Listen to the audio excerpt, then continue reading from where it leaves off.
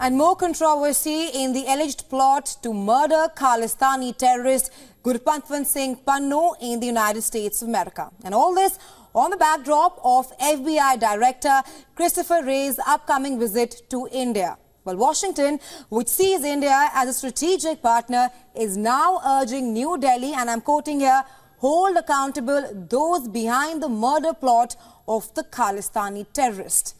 And the statement comes after the U.S. Justice Department's indictment pointed to a murder-for-hire plot targeting Pannun, which charged an Indian man for colluding with the evidence regarding the killing.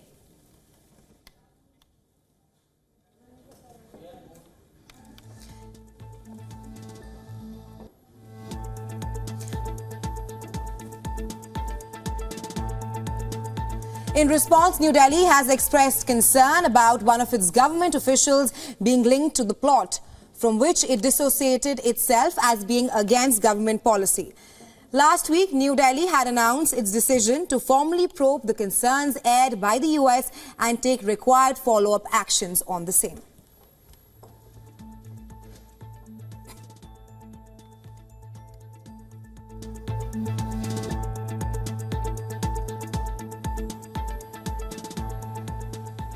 And for more on this, we are now being joined by Stephen Golub, who's joining us live from California.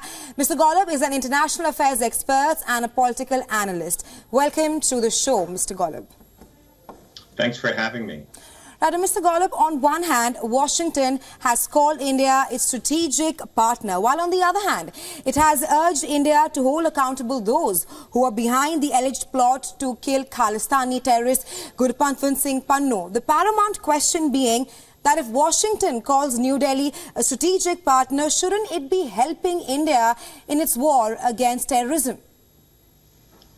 Yeah, I think it helps to understand the context of the rather perhaps idiosyncratic U.S. legal and political culture here, in that people in America can get away with saying all sorts of threatening things without facing any kind of indictment or criminal charges. The leading example is Donald Trump, our former president, who's made all sorts of allegations and charges and threats against all sorts of folks, but hasn't been taken to court about it, hasn't been indicted about it, because that, again, is the nature of our political and legal culture. There's a tolerance for threats. Just to pick one example, Trump pretty much accused the former Joint Chiefs of Staff who served under him, who was appointed by him, of treason after he left office, after both of them had left office, and said that such a crime would deserve death. So that's a pretty heavy charge to levy against someone.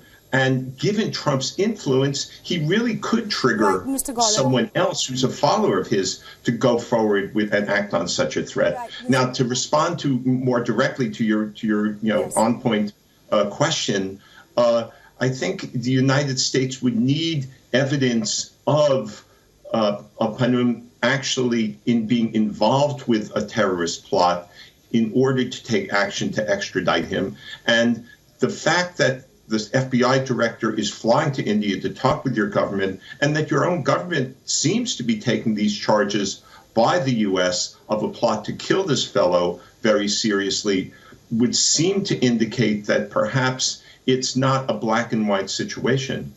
Right. Mr. Golub, the point that you made there regarding Trump and the situation here, the Pannun row, is two completely different scenarios. Just to reverse the scenario, would U.S. be okay if a designated terrorist sitting on the Indian soil threatens the United States of America? It might depend on what the nature of the supposed threat is. I don't mean to totally dispute what you're saying, but based on the videos I've seen, this fellow was talking about a boycott. Now, he did say that people could die after November 19th, but it wouldn't amount, at least under U.S. law, to necessarily a terrorist threat. Similarly, with his statements regarding the Indian parliament. And I'm aware of, the 1985 horrific Air India bombing carried out by Sikh extremists. But it doesn't seem that this fellow's threat rises to that same level. and that if it were the equivalent of someone in India making a threat along those lines, I don't think the U.S. government would be demanding extradition.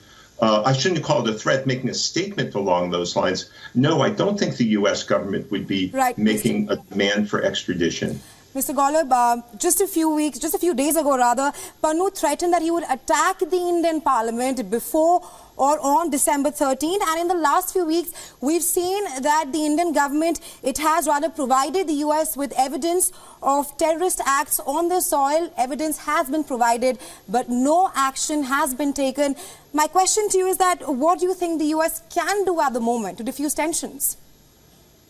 Well, I think in terms of the strategic partnership and friendship with India, that's strong regardless of what happens here.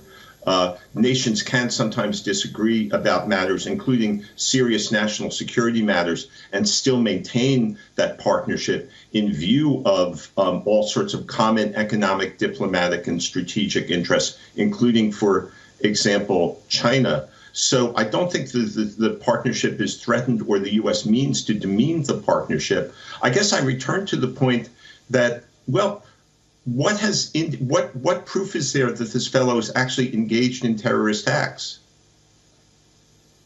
Right, Mr. Golub. Thanks very much for joining us in WION and sharing your insights with us. Okay, thank you.